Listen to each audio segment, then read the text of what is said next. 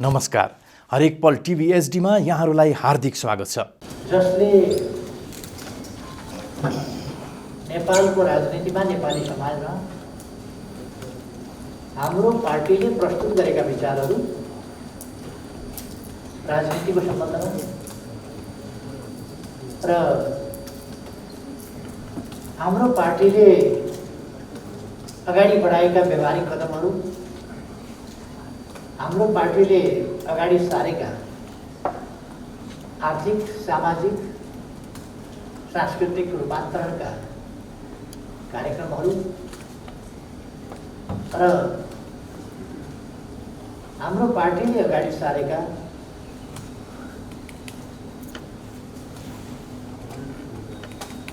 सुशासन र विकास सम्बन्धी दृष्टिकोण र नीतिहरू एवं हामीले चालेका कदमहरू राष्ट्रियताको सम्बन्धमा होस्, लोकतन्त्रको सम्बन्धमा होस्, विकास निर्माणको सम्बन्धमा होस्, ती कदमहरूलाई नेपाली जनताले व्यापक रूपमा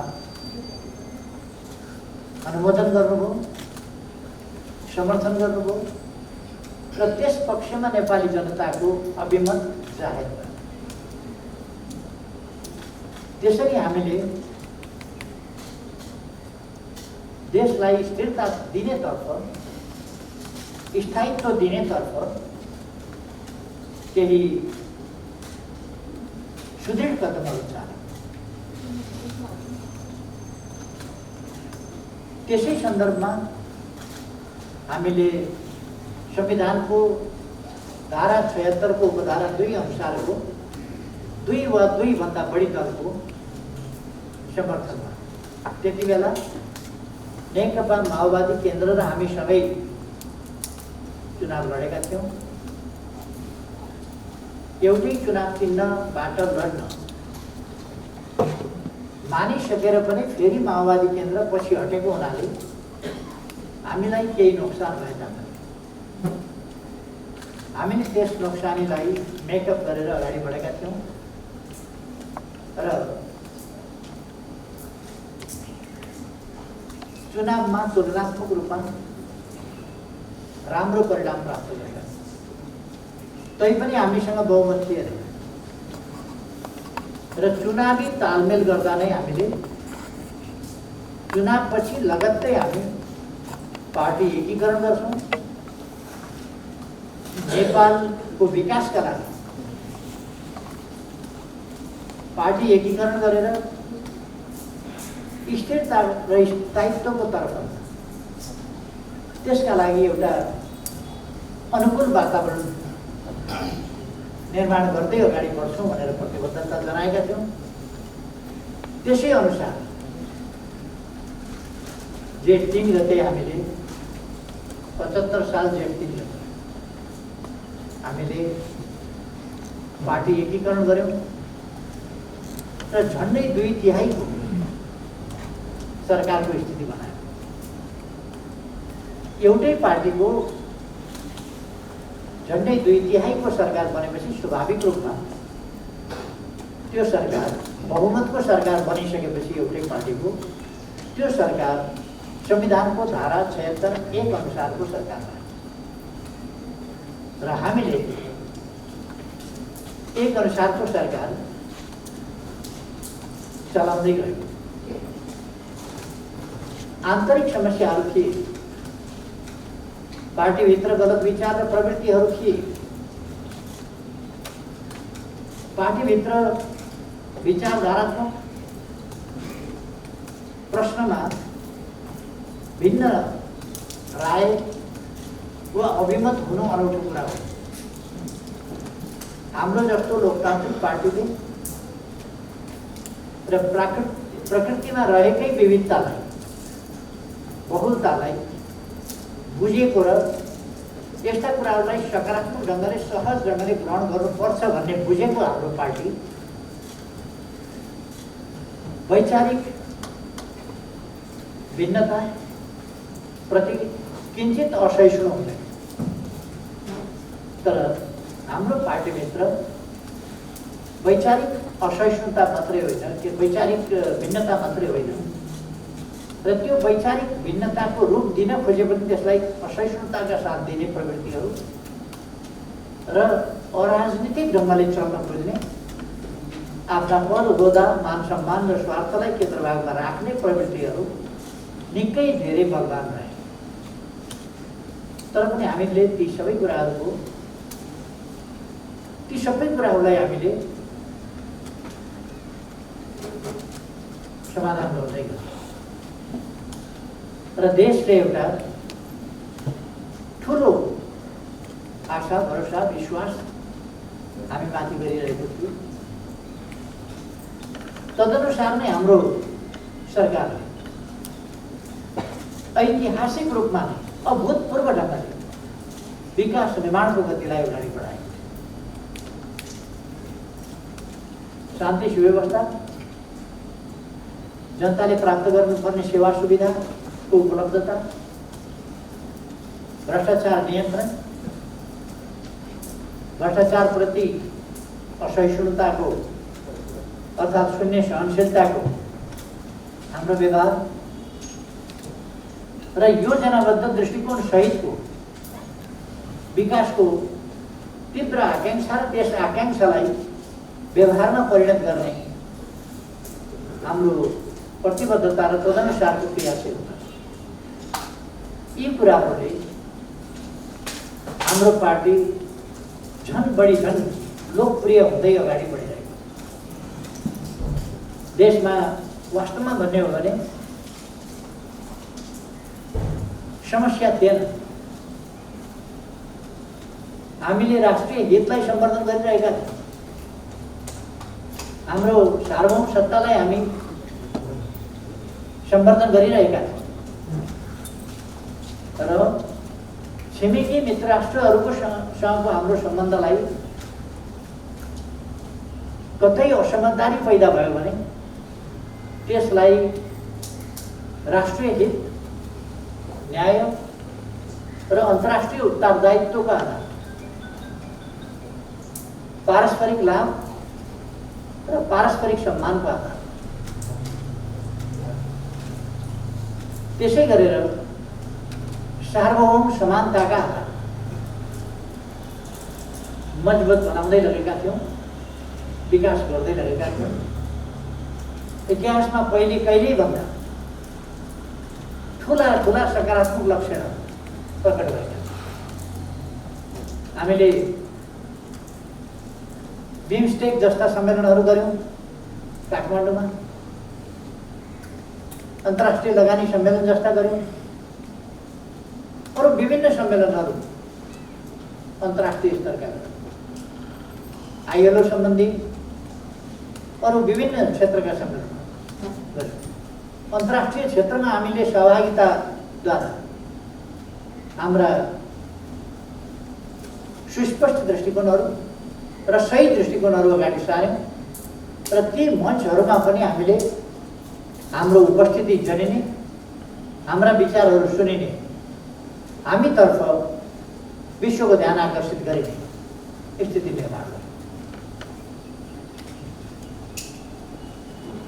र हाम्रो राष्ट्रिय हित, देशको सार्वभौम सत्ता, यी कुराहरू पनि सुदृढ हुँदै गए।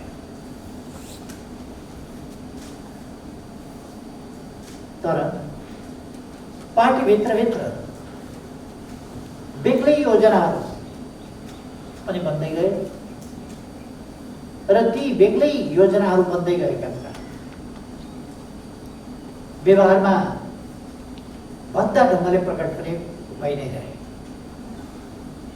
खास गरी सञ्चार माध्यममा पार्टीका नीतिहरूको धज्जी उडाउने, पार्टी नेतृत्वको धज्जी उडाउने, गाली बेइज्जती र अपमान गर्ने र सरकारले गरेका राम्रा काम र उपलब्धिहरूको चर्चै नगर्ने, यस्ता थुप्रै प्रयासहरू चलिरहे। एक ढङ्गले भन्ने हो भने प्रचार हमला ती हुने गरे। यस्ता कुराहरूका कारणले जनतामा अलिकति वितृष्णा, नैराश्यता, जसमाथि आशा भरोसा गरिएको, विश्वास गरिएको र अपेक्षा गरिएको, त्यही आशा भरोसा र अपेक्षाका ठाउँबाट, त्यही संस्थाबाट त्यस विपरीतका कतिपय प्रवृत्ति र क्रियाकलापहरू प्रकट हुँदा जनता दुखित र निराश हुनु अस्वाभाविक होइन। त्यस खालका कुराहरू पनि भए। 2 वर्षसम्म एउटै पार्टीको सरकार छ भने त्यहाँ कसैले सहभागी दलले समर्थन फिर्ता लिने पनि कुरा भएन, सहभागी दल अलग हुने भन्ने कुरा पनि भएन र अविश्वासको प्रस्ताव अरूले पनि राख्न सक्ने कुरा भएन। तर जब 2 वर्षको समय पुरा भयो त्यसपछि पार्टीभित्र असाधारण अस्वस्थता सुरु भयो।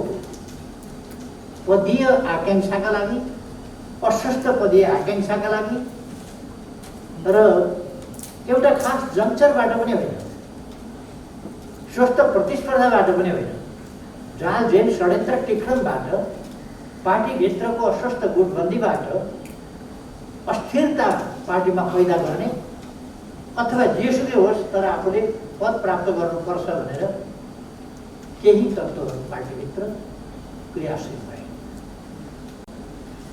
त्यसले पार्टीमा एउटा असहज वातावरण बनाउँदैन। 2 वर्ष पुरा भइसकेपछि पार्टीभित्रैबाट राजीनामा, पार्टीभित्रैबाट अविश्वास राख्न अप्ठ्यारो, अरूको अविश्वास राख्ने हैसियत नभएको, त्यस्तो स्थितिमा अब राजीनामाको मागको एउटा एक खालको भन्ने हो भने यस्तो अस्वस्थताको चाहिँ बबन्डर मचाउन खोज्यो राजीनामा। यस ढङ्गको एउटा अस्थिरता ल्याउने खेल सुरु भयो। त्यो खेल अब विरोधीहरूसँगको साँठगाँठ त्यसतिर गयो। जे भेटिन्छ त्यसको प्रयोग गर्ने, जे प्रयोग गरेर घटारो हान्न सकिन्छ, पार्टीलाई कमजोर पार्न सकिन्छ त्यो गर्ने, त्यस खालका प्रयासहरू गरे। यी कुराहरू हुँदै आएर हामी सबैलाई थाहा छ, यसअघि पनि हामीले अलिकति चर्चा गरेका छौँ। हुँदै आएर अनेक हामीले अनावश्यक पार्टीभित्र सम्झौता, यो दुनियाँमा कहीँ पनि पार्टीभित्र सम्झौताको परिकल्पना गरिँदैन। जब पार्टीभित्र सम्झौता हुन थाल्छ त्यो अस्वस्थताको पराकाष्ठा हो भन्ने बुझ्नुपर्छ। विधिबाट पार्टी चलिरहेका छैन भन्ने कुरो बुझ्नुपर्छ। किनभने पार्टीभित्र छलफल हुन्छन्, निर्णय हुन्छन् र निर्णय अनुसार अगाडि बढिन्छ। तर सम्झौताबाट नेताहरूको व्यवस्थापनका लागि कार्यदल बनाएर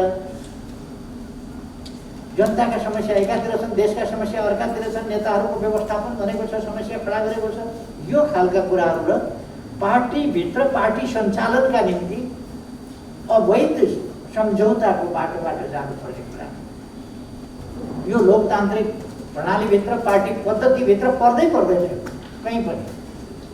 तर हाम्रोमा त्यस्ता अभ्यास भएर हामीले पार्टीको बृहत्तरले, किनभने हाम्रो पार्टीको एकता सँग राष्ट्रिय हितको प्रश्न जोडिएको छ। किनभने हाम्रो पार्टी फगत एउटा पार्टी होइन, राष्ट्र हाँक्ने जिम्मेवारी बोकेको पार्टी। त्यस कारण यो राष्ट्र हाँक्ने अभिभावक, यो जिम्मेवारी बोकेको पार्टीले हामीले पार्टीभित्रको समस्यालाई राष्ट्रिय समस्याकै रूपमा, पार्टीको भविष्यलाई राष्ट्रको भविष्यसँग जोडेर हेर्नुपर्ने अवस्था हुन्छ। त्यसै गरी हामीले केही अस्वस्थ कुराहरूलाई, अनुचित कुराहरूलाई पनि स्वीकारेर भए पनि पार्टीको एकता जोगाउँ भनेर प्रयास गर्ने लचिलापन देखायौँ। त्यो लचिलापन ले पटक पटक सम्झौता गर्यो।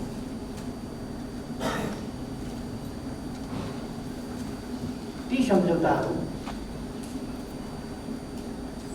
पटक पटक भएका सम्झौता त्यो आज गर्यो, प्रतिकूल परिस्थिति बन्यो भने सम्झौता गर्यो, अनुकूल बन्यो भने त्यसलाई छोड्यो, फेरि अर्कोपट्टि राख्यो। यस्ता कुराहरू हुँदै गएर अन्तिममा हामीलाई थाहा छ अस्वस्थताको पराकाष्ठ चल्दै गयो। कहिले बैठकका लागि भनेको छ हस्ताक्षर गरेको छ, कहिले केका लागि भनेको छ हस्ताक्षर गरेको छ। हस्ताक्षर अर्कै प्रयोजनका लागि सांसदहरूको हस्ताक्षरको सिलसिला चलेको छ, किनभने बहुमत पुग्यो भने दलको नेता परिवर्तन गर्ने, त्यसका लागि। तर भन्दाखेरि बैठक बोलाउनका लागि भन्ने यस प्रकारका छलछाम सांसदहरूसँग पनि छलछामका कुराहरू भए। त्यसले हामीलाई पनि हामी आफूले पनि हस्ताक्षर गरेर आफूसँग मेजोरिटी राख्नुपर्ने स्थिति बन्यो। र मैले कमरेडहरूलाई, यो सांसद कमरेडहरू, त्यो खास गरी प्रतिनिधि सभा सदस्य, राष्ट्रिय सभा सदस्य कमरेडहरूले पनि संसदीय दलको हकमा सिग्नेचर गर्नु जरुरी थियो। र हामीले जेन तेन उनीहरूको मेजोरिटी पुग्न दिएनौँ। यद्यपि कतिपय साथीहरूमा स्पष्टता ल्याउन सकिएन, त्यस कुराको महत्त्व बुझाउन सकिएन। तर आम रूपमा कमरेडहरूले पार्टी जोगाउने पक्षमा हस्ताक्षर गरेर पार्टीलाई मेजोरिटी, उताको मेजोरिटी कमसेकम पुग्न नपाओस् भन्ने कुरा।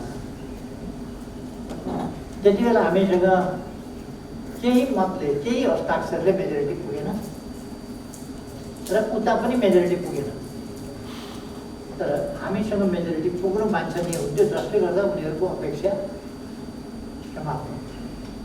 हाम्रो पार्टीले संस्था र गुटको बिचमा भेद छुट्याउन नसक्ने खालको स्थिति भएर एउटा पङ्क्ति पार्टी र गुट छुट्याउन नसकेर गुटको पछि गुटको साथ नहुने खालको स्थिति, दुःखद स्थिति बन्यो, जसबाट स्पष्ट भयो कि अब पार्टी एउटा असहज, असामान्य स्थिति र दुर्घटनातर्फ जाँदैछ।